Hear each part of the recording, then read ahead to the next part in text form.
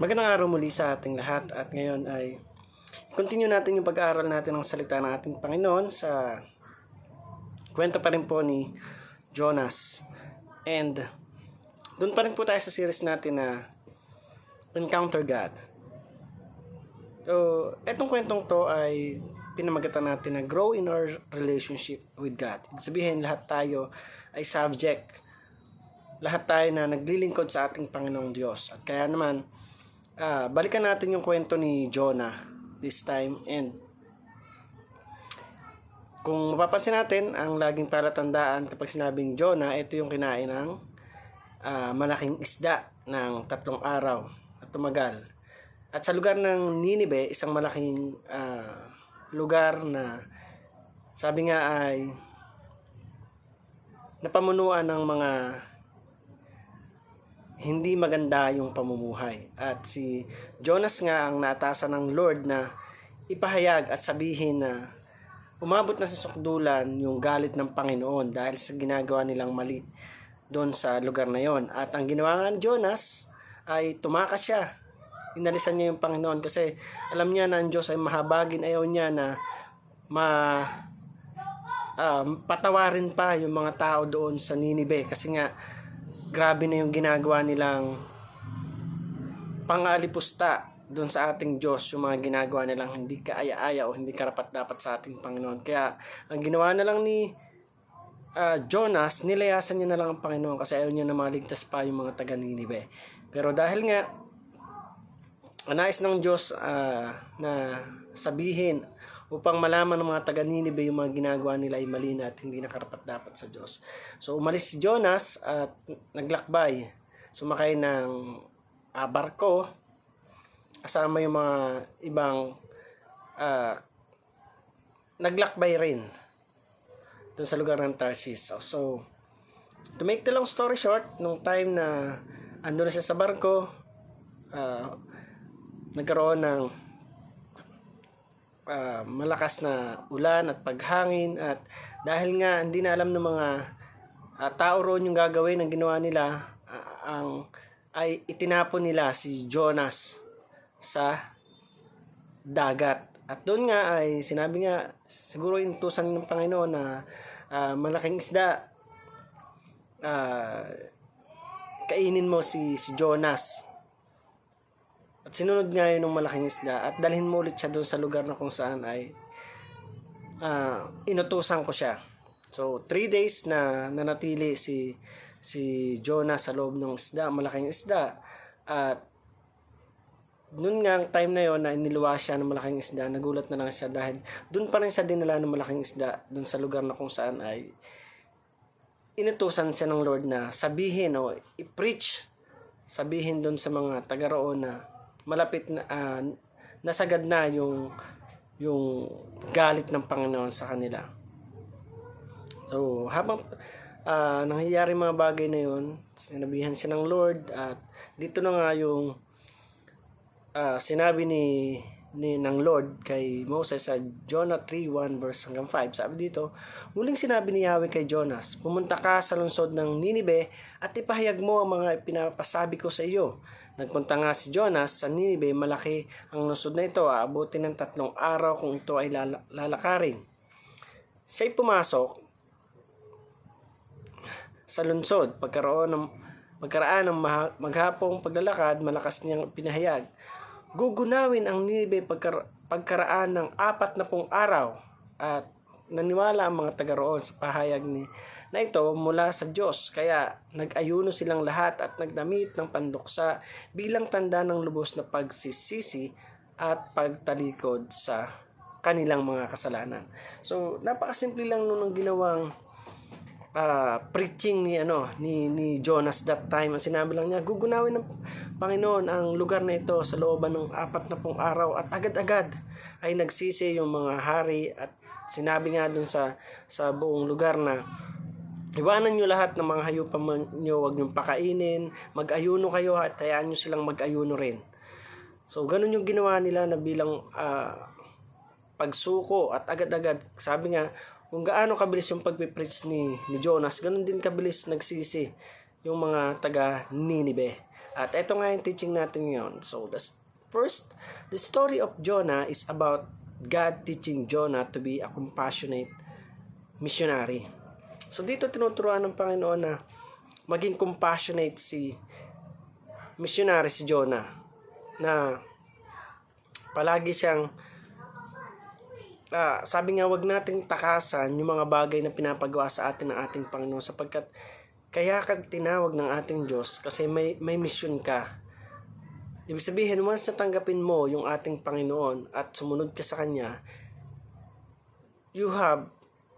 ikaw ay may karapatan na talagang gawin yung mga dapat mong gawin as a servant of God. So, i-share yung gospel, hindi lang sa mga kaibigan mo, kamag-anak mo, sa pamilya mo, o sa lahat ng tao na mga kasalamuha mo. And it's a part of being a Christian, of a follower of Jesus Christ. Yung maging compassionate tayo sa ginagawa natin. So, number 2, sabi dito, spiritual growth involved 2 aspects. So, una, alam natin na si Jonas is may knowledge of God. Kaya nga niya nasabi na kung ipipreach niya rin, sasabihin niya rin parang in the end of the day, papatawarin din naman agad sila ng Panginoon. Kaya ang ginawa niya, umalis na lang siya doon sa lugar. Tinakasan niya yung gustong paggawa ng Panginoon kasi nga ayaw niya na maligtas pa yung mga taga Ninive kasi nga sobrang na yung kasamaan na ginagawa nila.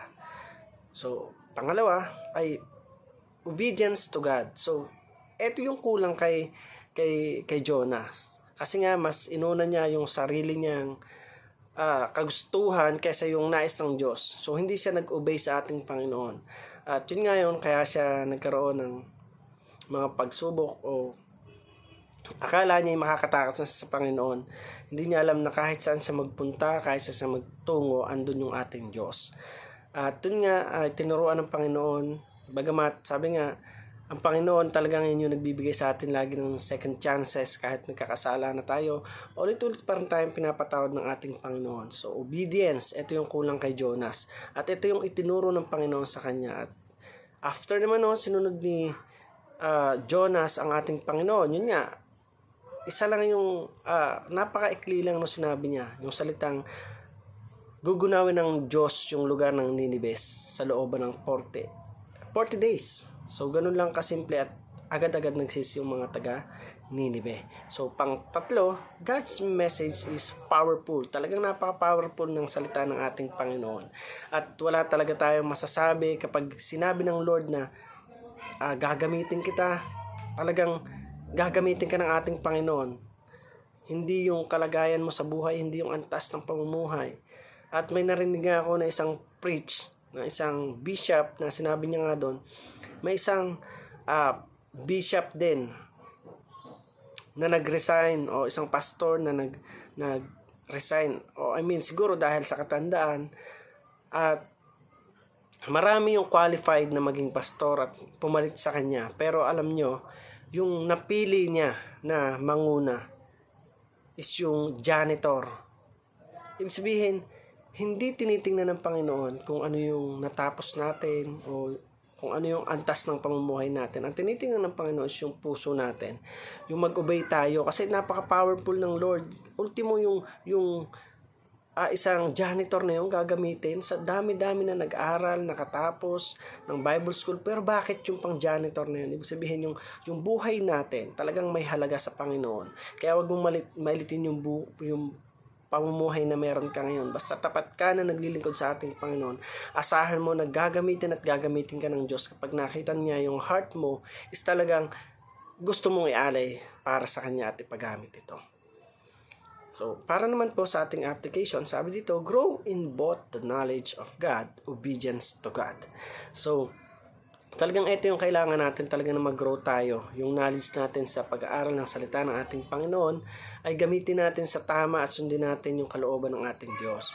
Ganun din na lagi tayong mag-obey sa Panginoon, wag natin siyang talikuran, wag natin siyang talikdan, bagkus ay sundin natin yung kalooban ng Panginoon sa buhay ng bawat isa sa atin. So, pangalawa, cultivate an intentional, compassionate, missionary attitude. So, ito yung kailangan nating pagyamanin. Ito yung kailangan natin na talagang i-improve sa sarili natin na talagang yung sarili natin sa paglilingkod sa ating Panginoon, maglingkod tayo ng walang reklamo, ng hindi napipilitan, at talagang yung puso natin ay handang magpagamit at sumunod sa ating Diyos. So, pangatlo, sabi dito, believe and expect that may will be saved because we have a powerful gospel message. So, maniwala lang tayo at alam natin na tutugunin ng Panginoon at tutulungan niya tayo na makonquer ang buong mundo kung tayo tapat na susunod sa Kanya at mapapahayag yung kabutihan ng ating Panginoon at ipapahayag. Sabi nga, hindi tayo pumipili ng papahayagan, hindi yung mayayaman lang, hindi yung may hirap lang, kundi yung bawat isa na nangangailangan ng salita ng ating Panginoon. Even yung mga dating naniniwala na sa ating Diyos, minsan talaga may mga pagkakataon na nanghihina sila at mas kailangan nila tayo na abutin din natin sila at ipag-pray natin sila. Sapagkat maraming pagkakataon talaga na susubukin tayo ng ating Panginoon at kailangan nating maging handa. So again, grow in our relationship with God. So palangguin pa tayo, magpalakasan pa tayo, mas patuloy pa natin na pag-aralan yung salita ng ating Panginoon sa araw-araw nating pamumuhay. Huwag natin kalimutan ang ating Panginoon na kagaya ni Jonah na dapat ay mas lalo tayo na hindi natin gawin yung ginawa niya. Huwag nating tanggihan ang ating Panginoon. Bagkus sundin natin siya kasi alam ng Diyos yung makakabuti sa atin. Alam ng Diyos kung paano tayo mag-grow. Kaya sundin natin siya at huwag natin gawing dahilan yung mga bagay na dahil ayaw natin kasi may galit tayo sa kanila kasi masama yung loob natin sa kanila. Follow God and grow in a relationship with God. Again, thank you for watching this video. I hope you learned something and God bless you.